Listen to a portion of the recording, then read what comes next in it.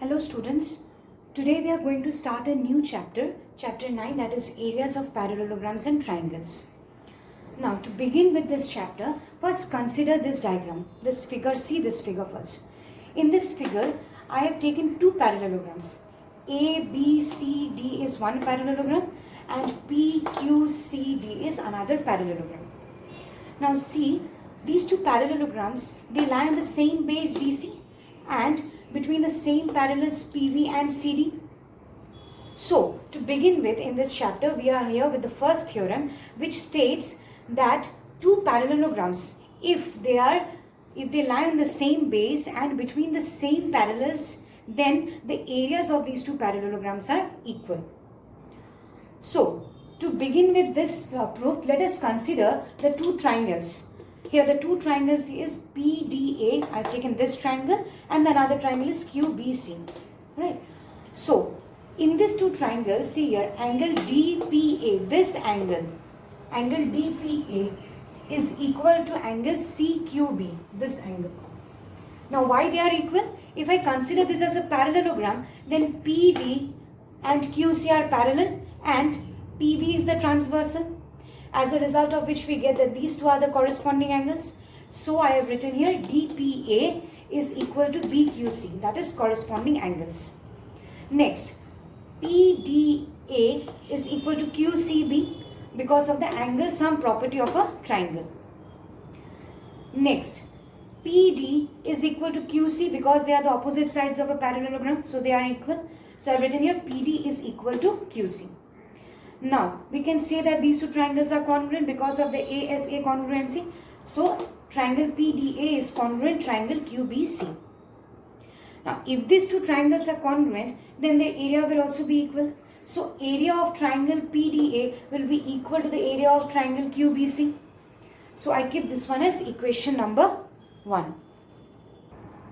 Now, we will see how to add this one to get the parallelogram PQCD and ABCD. See here in this diagram you have seen that AQCD is a trapezium. So I will add the area of this triangle PDA with the trapezium AQCD. So I have added here PDA plus trapezium AQCD. Similarly, with the triangle QBC, I will again add the trapezium AQCD to get the parallelogram ABC and D. See here PDA plus AQCD, this will give me the parallelogram PQCD, and BQC plus AQCD will give me the parallelogram ABCD. Thus, it is proved that area of the parallelogram PQCD is equal to area of the parallelogram ABCD. Now, after this theorem, we will go to a corollary which says that if there is a triangle, like see here ABP, this is one triangle, and if there is a parallelogram which lies on the same base and between the same parallels, ABCD, this is a parallelogram. Now if these two, this triangle and the parallelogram lie on the same base and between the same parallels, then we can show that ABP, that is the triangle, is equal to half the area of the parallelogram. Again, for this proof, I have taken two parallelogram here, ABCD and ABQP.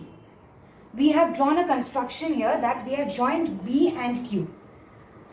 We have drawn a line B and Q. So, we get two parallelograms here. I have kept this one as equation number 1. Next, area of this triangle APB is equal to BPQ.